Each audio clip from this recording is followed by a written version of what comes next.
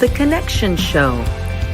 Inspiring hope, health, healing, connecting the dots of your story and transforming your life. Sponsored by Braveheart Workshops, live with Jill Reynolds. The Connection Show, inspiring hope, health, and healing. Sponsored by Braveheart Workshops, live with Jill Reynolds. And joining me today from the West Coast is Jen Jacobson Brusa. Welcome to the show, Jen. Thank you for having me. Yeah, it's a lot earlier for you there than it is here. So thanks for getting up early to join us. And we'd love to get to know you better and learn a little bit about this beloved cheesecake company that you founded and more about you. But before we begin, I'd love the audience to know that Queen Esther was a queen who was very fearless and courageous, and a woman of God who was chosen for such a time as this to save the Jewish people from ruin. And the play Esther is come to Branson at the Sight and Sound Theater, and people are flocking here to see this amazing play. And as a takeoff from that, we have decided to do a conference here in Branson called Resilient Bravehearts for such a time as this women's conference, August 19th and 20th.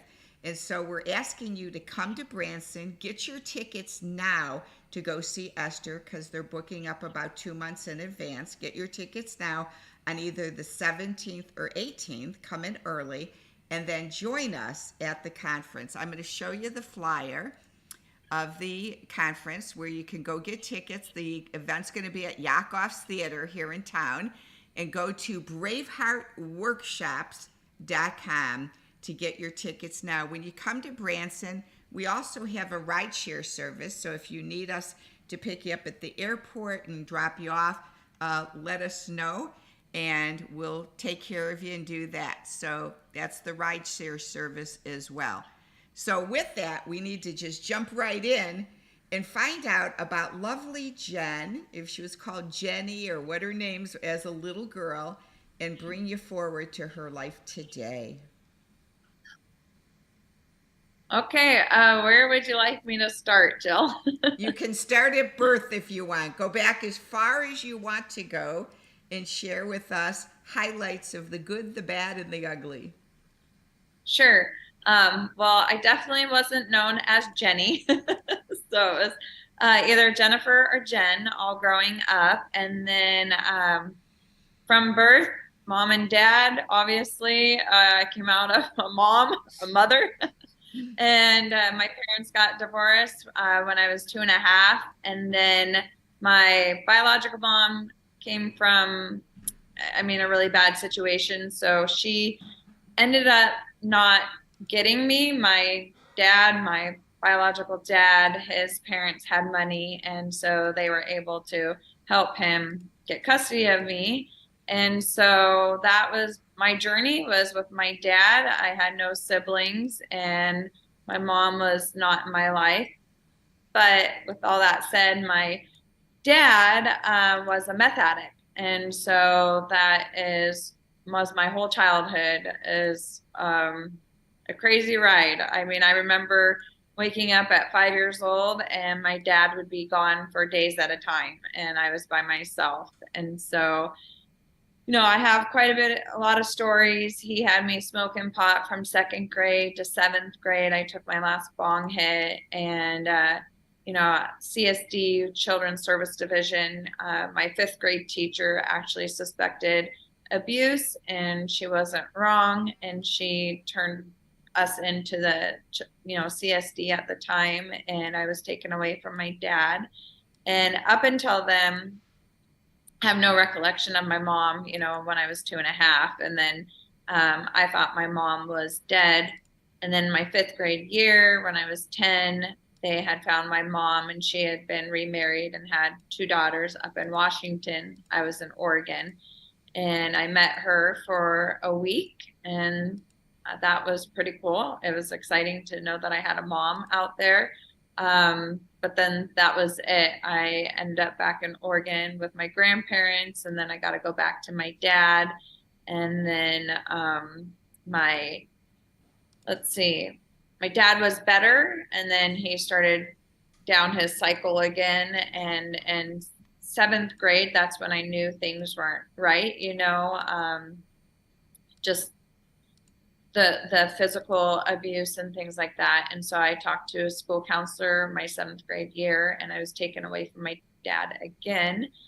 And that time I never went back. I finished out my seventh grade year living with my grandparents. And then my eighth grade year went and moved in with my biological mom and her family up in Washington, which was really, she was no better. She took narcotics. So she was taking 24 to 36 Tylenol codeine a day and pretty much a zombie.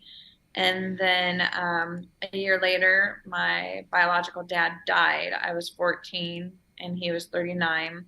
And so I really blamed myself.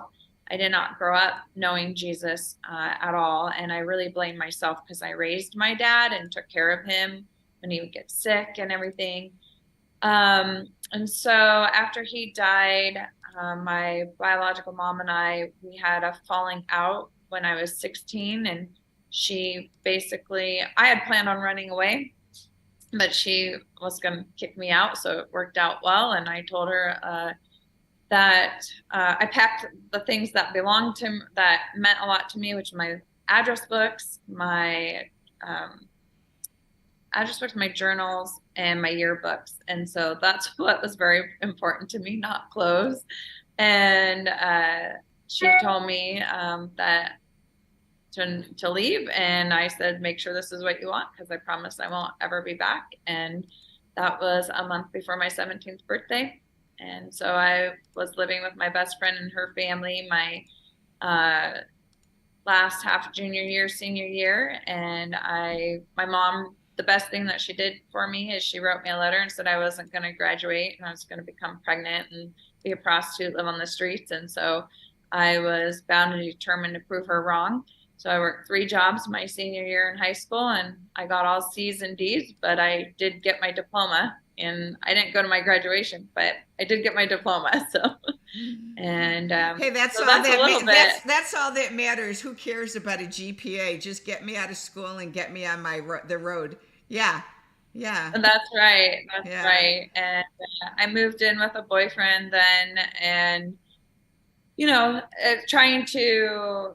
I was searching for love. I didn't love myself. And I really, that's when I think the grieving of losing my dad really hit me, because up until then, I don't think I really processed it when I was 14. And so I was really, had a lot of self-hatred, did a lot of self-harm, wanting to in and out of the hospital from trying to attempts of suicide. And I was a mess. I really was a mess. And my grandma lived down here in Oregon. I was still up in Washington at that time.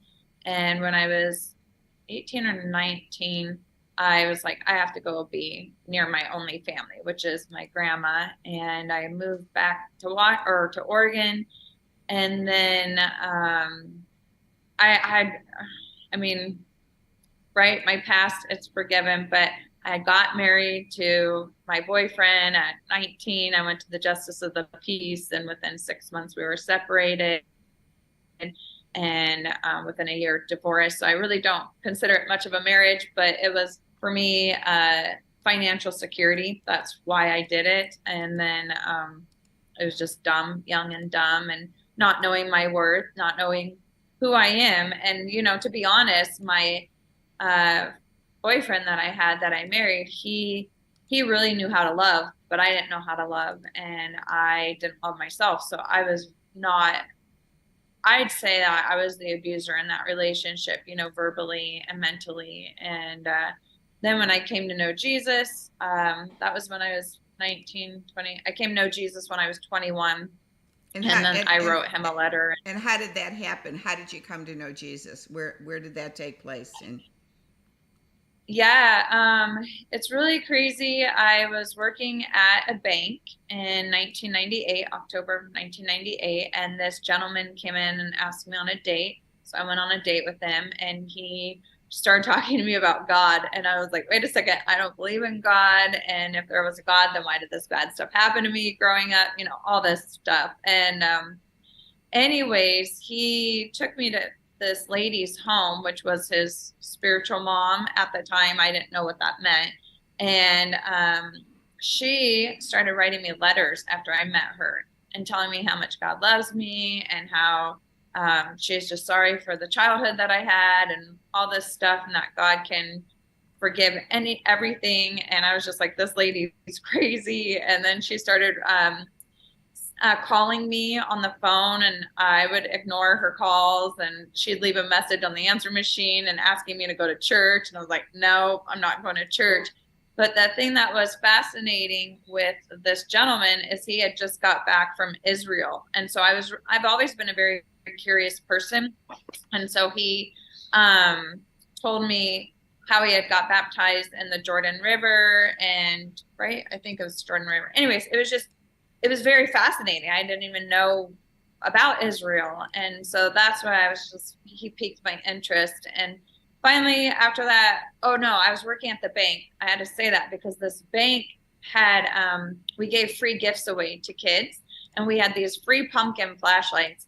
And so this lady's writing me letters. I have this free pumpkin flashlight that I give to this little kid. And he says, do you have Jesus in your heart? And I was like, how does this kid know? No, you know? And so I was like, oh yeah, sure. And not even within the same week, a gentleman came in. I'd never seen him before, do his transaction. And when he was leaving, he turned around and he said, Jennifer? And I said, yeah. He said, God loves you. And I was just like, how is this happening? You know? And then I remember going home from work. I don't know if it was that night or a night, you know, shortly after that.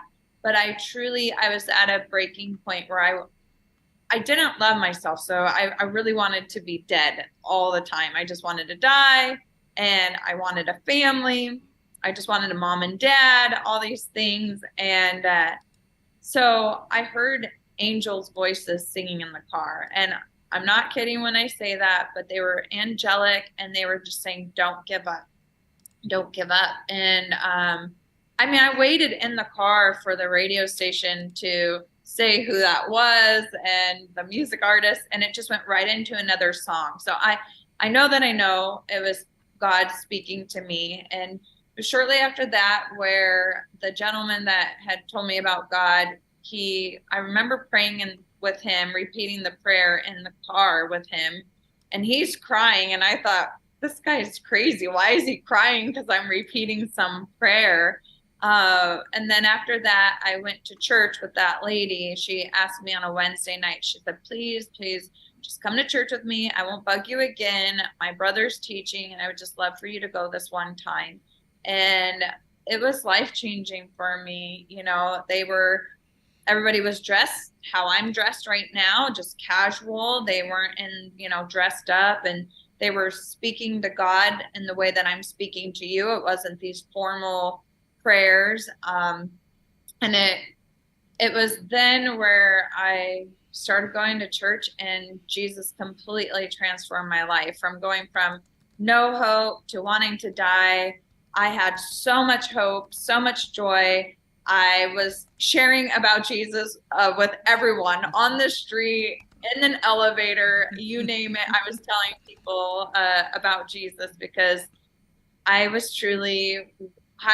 as white as snow, you know, and it was just amazing. And then the only regret I have is not coming to know who I was in Jesus when I accepted him when I was 21, because it was shortly after that one guy, he went away. There's other stories with that happened, but it was 3 months later where I met my ex-husband, and I met him at church, and I thought, you know, this is a great godly man. He's in church. And then we ended up getting married a year later, and I started having kids. and just things, I was really involved in church.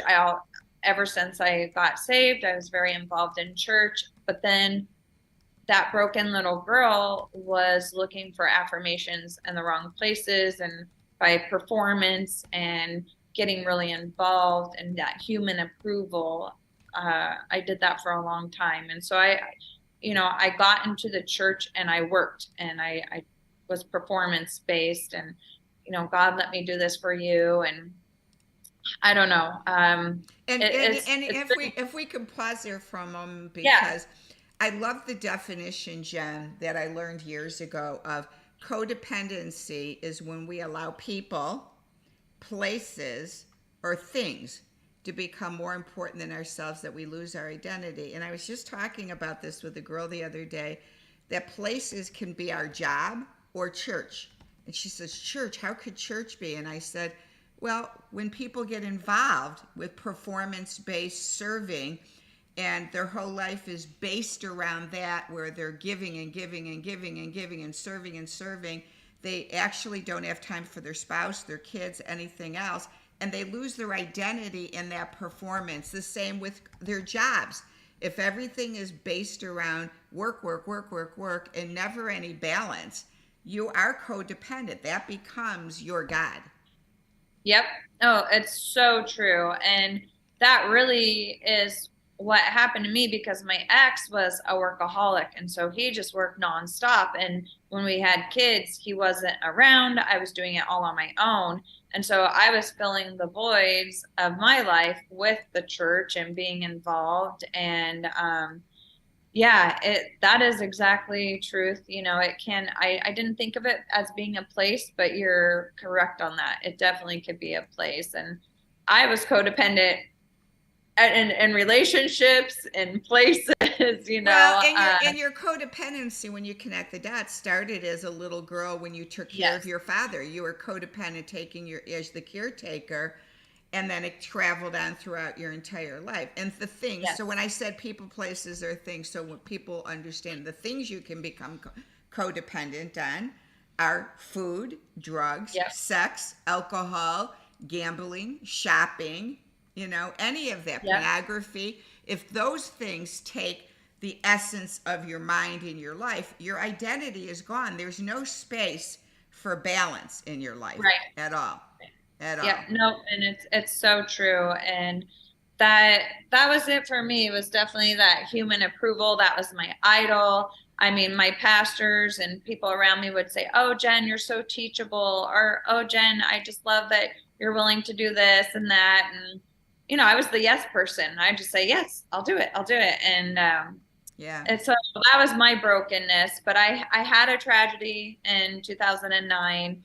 My ex-husband and I split up. It's very common when you are in an abusive situation that you leave. It's on average 7 times before a woman or anyone, a man too, because they can be in an abusive situation as well, for them to leave. And I end up, my world just crashed. And so that's when I learned in 2009 that I was created to be a human being and not a human doing. And it just really, God took me to this whole, I went through the valley of shadow of death, and I really learned the Father's love for me. It finally resonated, and he really became my father. And it just wasn't here. It connected in my heart. And so I was separated for 6 months with my ex-husband. I ended up moving back in. I shouldn't have, but I did, because I had 3 boys, and I didn't want them to come from a broken home, not realizing it was already broken,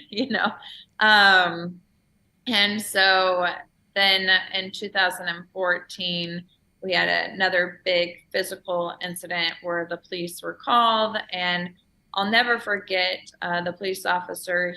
He truly changed my life, as he said, "Ma'am, you are not raising boys, you are raising men, and they need to know that this behavior is unacceptable." And it just changed my life. And so that's my journey started, where there was a restraining order that was put in place, and all hell broke loose. It was 4.5 years of hell, 12 court litigations and custody evaluations and psych evaluations and depositions, and I can go on and on and on. And I didn't understand it at the time of why I was having to go through all this. But now that I have the business and we had the COVID thing and everything that happened, I was like, okay, Lord, it was for such a time as this, just like Esther, you know, it prepared me.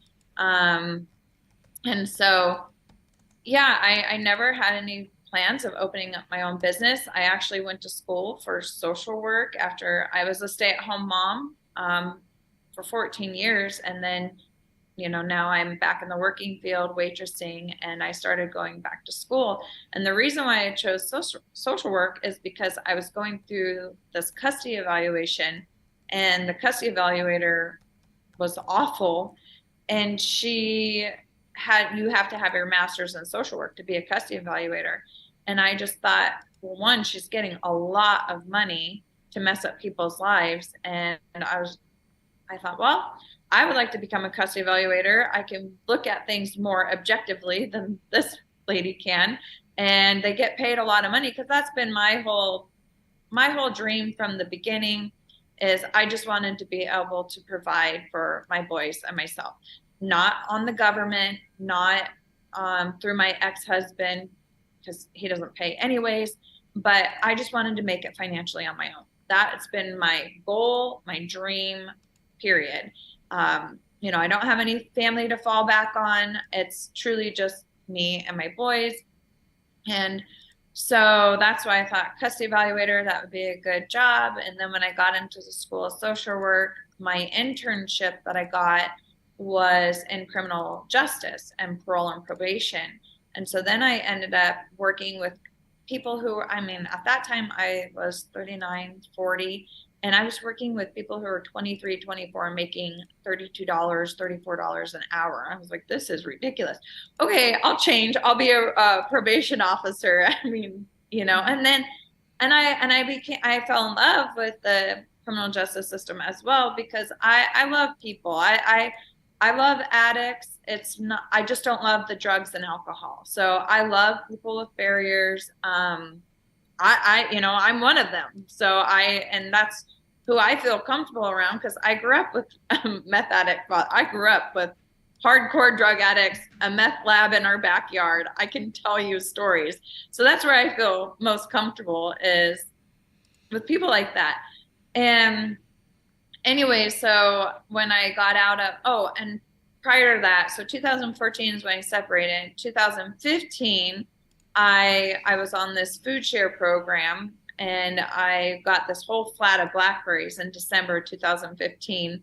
And I thought, what am I going to do with these blackberries? And I ended up making a blackberry cheesecake for my kids' school, and just thanking them for helping me out and being there for the boys.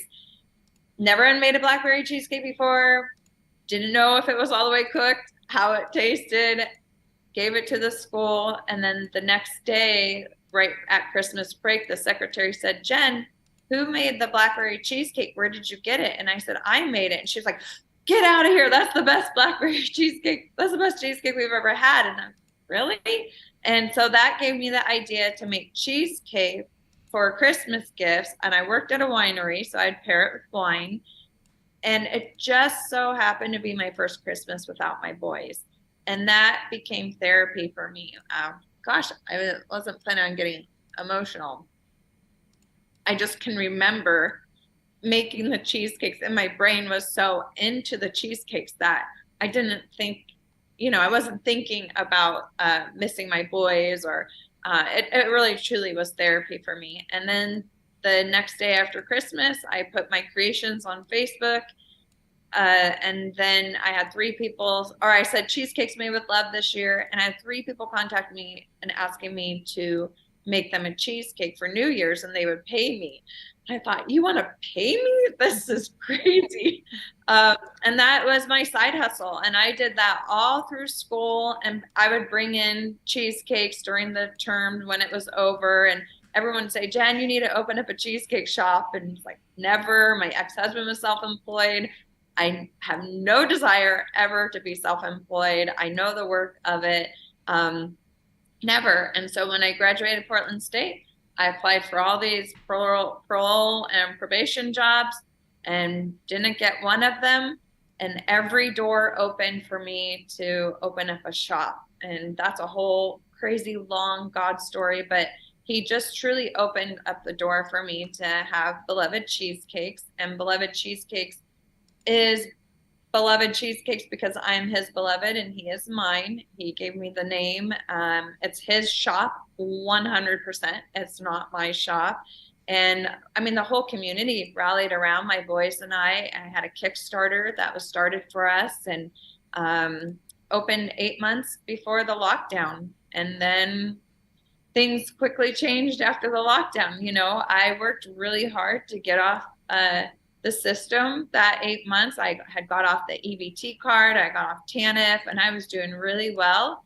And then the lockdown happens and you're deeming me non-essential, but I'm essential to my boys. And, you know, I had already came out of domestic violence. I've already subjected myself to power and control, and I was not going to do that again. And so I chose not to stand or not to comply, and Beloved Cheesecakes, it's still here. So there's a lot of businesses that complied that are not here. Well, and I find it interesting. Why in the world would they want something that was edible? Because you got to eat even during lockdown. I mean, what part of a cheesecake store needing to be closed is even logical? Because you got to go to a grocery store. Corner gas stations that sell food are open. So why can't a cheesecake store be open? I mean, total insanity. And so you went through hell with people in the community dissing you because you stayed open, right? Oh, yeah. Yeah. It's interesting. I just had a lady come in yesterday and she was a regular, you know, she came in, oh my gosh, at least once a week. And I just saw her yesterday. She came in and I was like, oh my gosh, I haven't seen you in forever. And she's like, oh, well, you know what that COVID did? And I was like, oh yeah, you know, and I feel like that's their apology to me, is they're coming in and patroning me again, which is awesome. But yeah, no, my community didn't like it. I was turned into OSHA 6 different times. By God's grace and his favor, I did not receive any fines. I love how God works. The last OSHA call I got, the person said, I just want you to know that I do not drink the Kool-Aid, but I do eat the cheesecake. And my son said, Mom, can we make stickers and shirts that say that? And I said, that's genius. And then I gave him an education on Jonestown because he didn't even know what that was. I don't drink the Kool-Aid, but I eat cheesecake. That's it. So when did your new husband come into your life? Yes. So just a little backup story. When I separated in 2014, it was really important for me that I didn't bring any men around my boys. I really wanted to know why. I didn't want to end up in the same kind of situation. So I really took from 2014 to when I met my new husband now, really to work on myself and to figure out, you know, why I chose the way I did. And I didn't want to do that again. So, and I worked on getting okay with me. And so I started dating myself in 2015, and allowed Jesus to be my husband. I know it sounds silly, but I really did. And so I would start with little goals of taking myself out to coffee, not just going in and getting it, but actually sitting down, having coffee. Then, you know, my next goal was to take myself out to dinner, of course, with Jesus. And so every little goal, and then it didn't happen 1 week, I did this 1 week. No, it'd be months in between. But I took myself out to dinner, and I didn't just go to a place that was dead. I went to Acclaim Jumpers on a Friday night where it was completely busy. So I would have that uncomfortableness. So I was really conquering something. And then the next big goal was to take myself out to a movie. And I did that. I took myself to a movie on an opening night of Hidden Figures, and the movie theater was packed. And it was so liberating for me at that time. And I did a lot of video journaling, inspired a lot of, I would share on my personal Facebook, and I inspired a lot of women to date themselves and to get to know themselves, and to be okay alone. And so that was my journey. I started taking myself to concerts.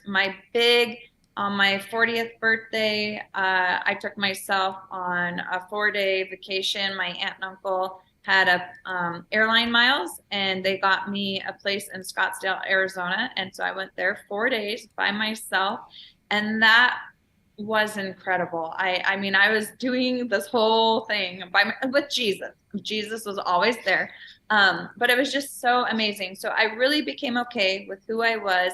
I truly thought it was going to be Jesus and I the rest of my life, and that we were just going to travel and enjoy adventures together. And then during the lockdown, I think it was in April. Yeah, it was in April of 2020. There's no parks open. You know, they locked the swings, all the crazy stuff. No parks open. And I had found one park in our area. It was about 45 minutes away from me that was open, the only one. Well, when you have 3 boys, they have a lot of testosterone, a lot of energy. They need to get out. So I took them to this park. And when we went for a hike, we came down by the river, and this gentleman was playing fetch with his dog. And my youngest son's climbing up on some rock, and he's clumsy. So I was like, get down from there, because urgent care is closed. And I hear this guy say, oh, come on, Mom, just rub some dirt on it and he'll be fine. And I said, yeah, but urgent care is closed. And he's like, oh, yeah, I'm so sorry. And then we end up talking, and I happened to be wearing a beloved cheesecake. I had old merch that I didn't like, and I was wearing it. I don't even know why that day. And we ended up talking for about a half an hour. My kids played with his dog, and, then went on my way. And 2 weeks later, there was a message on my work phone from my husband now. And he was like, hey, I met you at the river. I thought, if you think I'm a creep, I'm sorry. I just wanted to see if you wanted to have coffee sometime. And I was just like, yeah, I was not interested. But I played the message to my boys, and my boys were like, dude, Mom, that guy's got balls. He called you. You should call him back. He was so nice. And I was like, yeah, I'm not interested, because I truly thought it was going to be me and Jesus, and I was not interested. I was okay alone.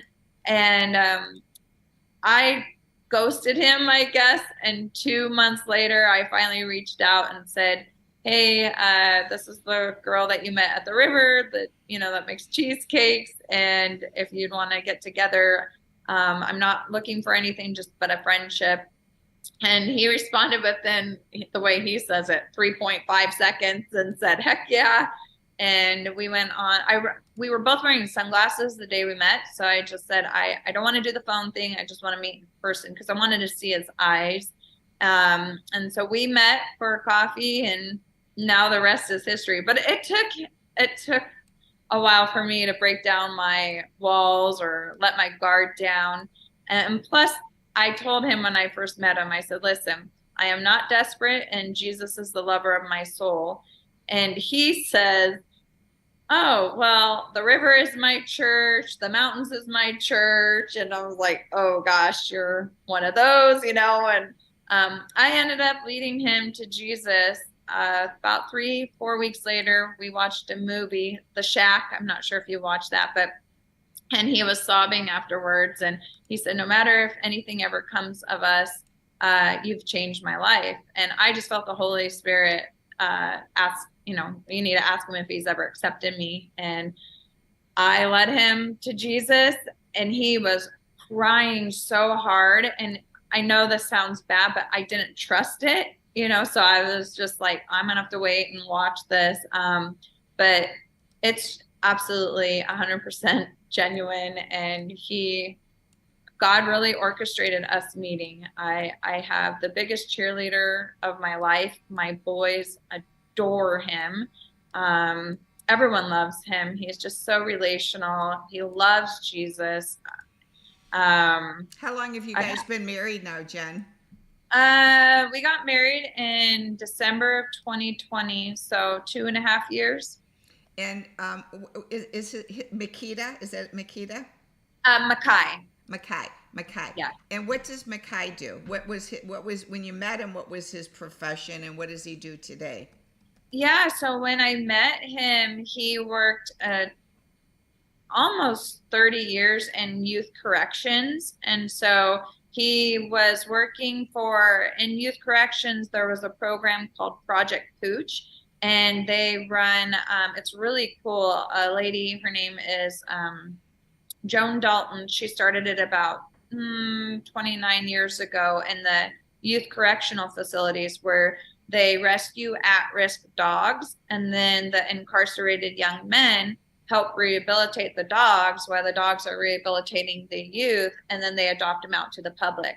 And so he was running a program and doing that for 10, I mean, he's been working in corrections all this time, but he had been running that program the last 10 years. And so no wonder why he had his dog. And he's really made an impact in a lot of the youth. You know, he gets letters from them because there's kids that didn't get out and that went up to up to prison or whatnot.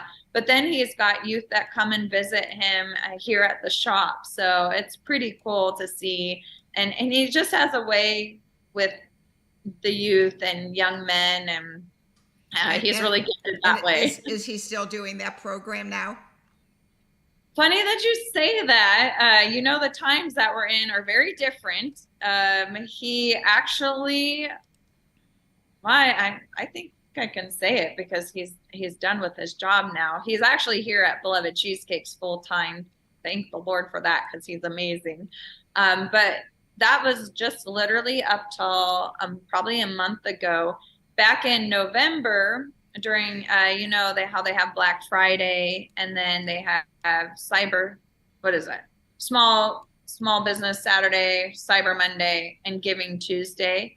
Well, this program, one of the youth came up to my husband on that Friday and said, "Hey, I didn't know that we were taking money from a drag queen bingo event."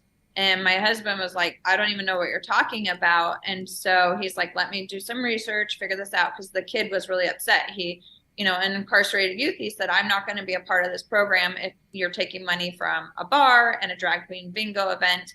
And so my husband's like, "Just chill out. Let me see what I can find out."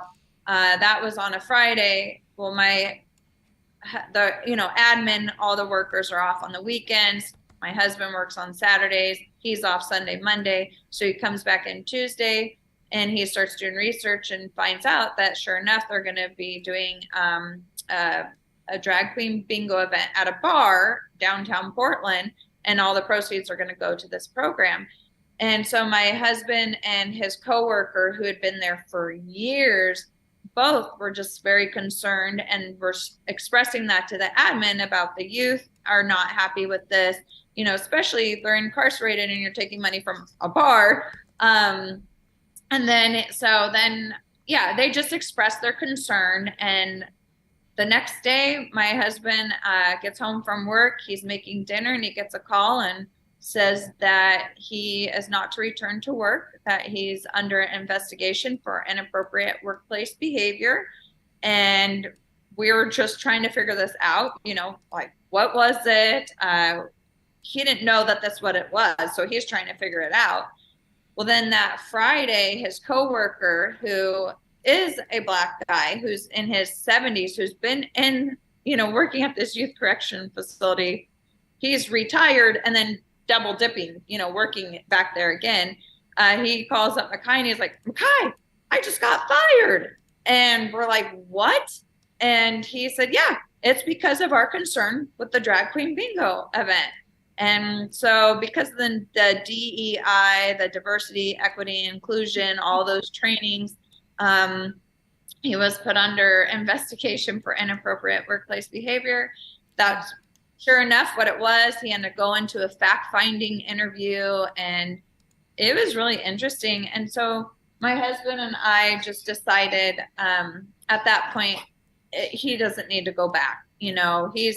God has opened the door for him to be here at Beloved Cheesecakes, and this is where he's to be. So he was released, but it's really sad because he was there almost 30 years. That's a long time to give of yourself, you know. That's That's an amazing story. Well, I told him off air, but I'll say it on air now since I said, well, Branson is the Bible Belt of the United States, and we have amazing shows, restaurants, food trucks, you would name it here, and we get 8 million visitors a year. So I definitely told him, you guys got to come here, check it out, and move Beloved Cheesecakes to Branson and get out of the woke state.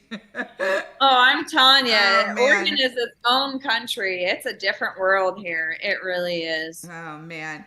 So taking back just a couple questions I had as you were speaking, what did your father finally pass away from? Was it meth, or did his heart give way?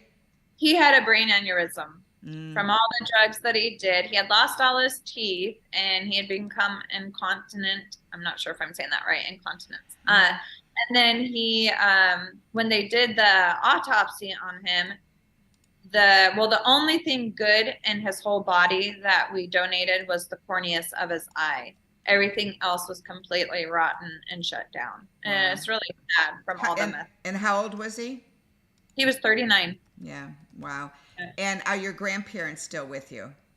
No, my grandpa had, he died 2 months later. So my grandma lost her son, and then 2 months later lost her husband. He had, something with his heart. I can't remember what he had. But then my grandma, she lived a long, good life. She passed away in 2011. Okay. It's been a while. Yeah. Yeah. And then where's your mom now? Have you had any reconciliation with her at all? No. Nope. No. 1994 was the last. Wow. And what about your step siblings? Have you had any contact with them? No. Nope. No. And then how old are the boys today? My oldest is 20. My middle just turned 18, and my youngest will be 15 in June. So 14 and a half. Yeah. Okay. Sounds good.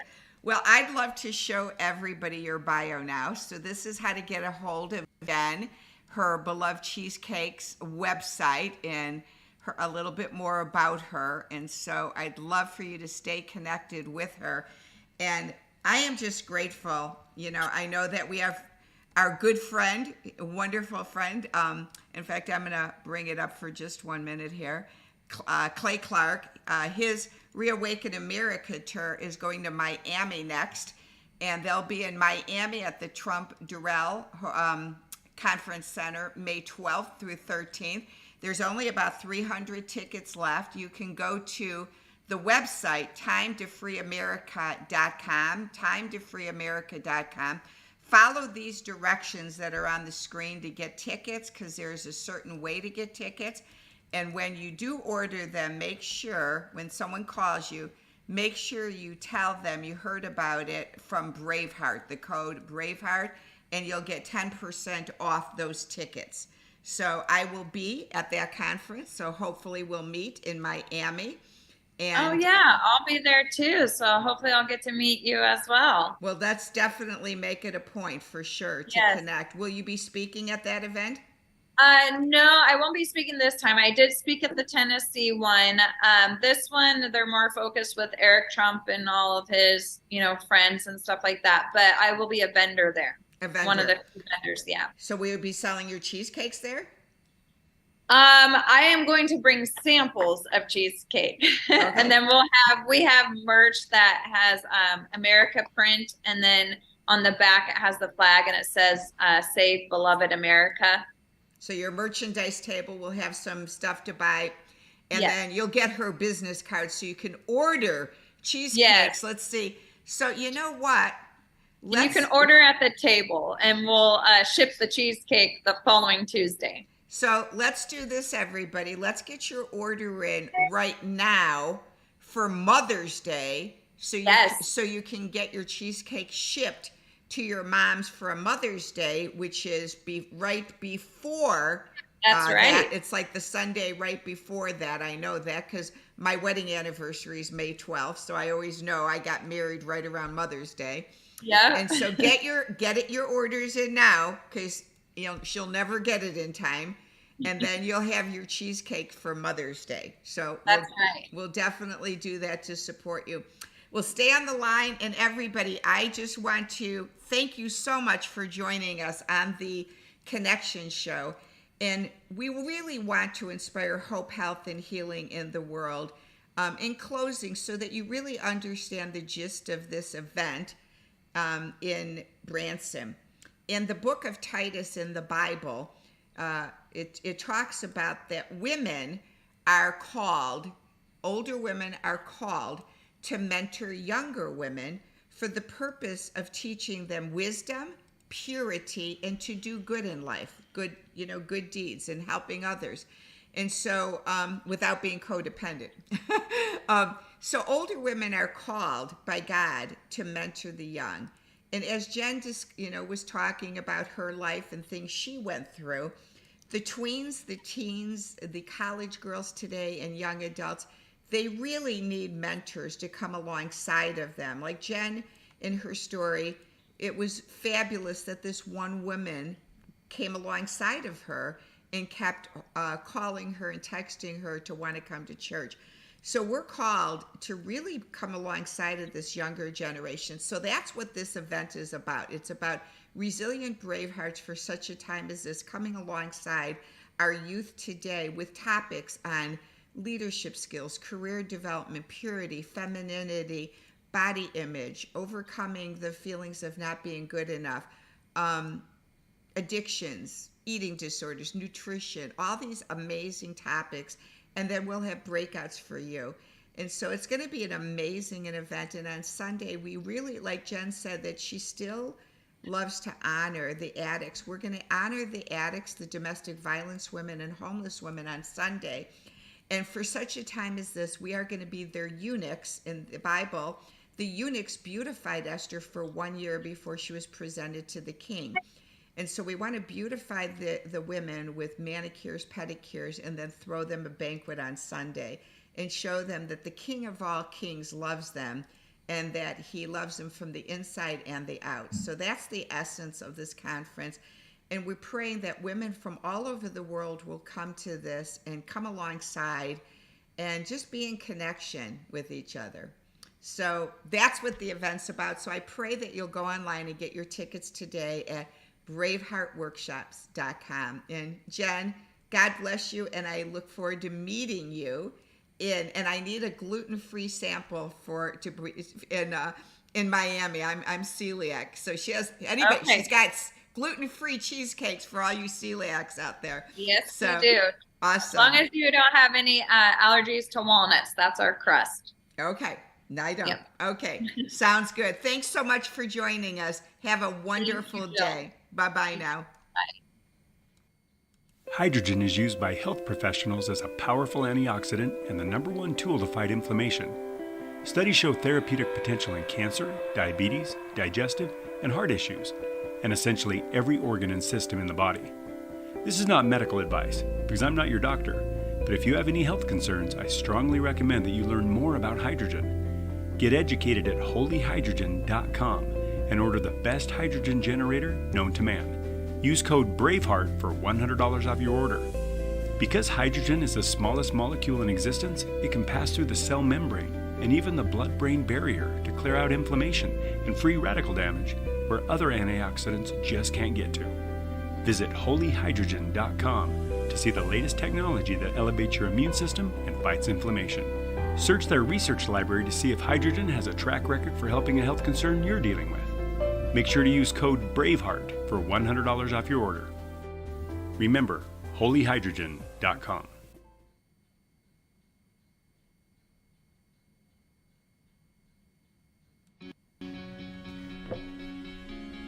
Looks like you've been sleeping well. Megan, he's back. The My Pillow guy. And you're looking good. Still feeling good. Well, just when you thought it couldn't get any better, we've got the best pillow ever, My Pillow 2.0. When I invented My Pillow, it had everything you'd ever want in a pillow. Well, now there's new technology that makes it even better. My Pillow 2.0 has my patented fill combined with a cooling fabric with temperature regulating thread. My Pillow 2.0 is truly the next generation of My Pillow. The best sleep just got even better. Whether you have a MyPillow or not, you need to get the brand new MyPillow 2.0. Call or go to MyPillow.com now. Use your promo code, and for a limited time when you buy one, you'll get a second one absolutely free. You're sleeping even better. And cooler, too. And you're looking good. Feeling good. I knew you would. Visit mypillow.com. Thank you for joining us on The Connection Show. Our show is made possible by your support. Please go to our website and click on the Affiliate Partners page now. You can support us either on Venmo or our Cash App today. We love our podcast guests and our social media subscribers. Our channels are made possible by you, our listeners. Please go to our website and go to our Contact Us page and click on all our social media pages. Make sure you click the bell on YouTube and subscribe, and the follow us button on Rumble. Our affiliate partners are featured on our show, and we thank you for supporting them and their products. Each of them have fabulous offerings with discounts when you mention Braveheart when you order. Please order today by going to braveheartworkshops.com and clicking on Affiliate Partners.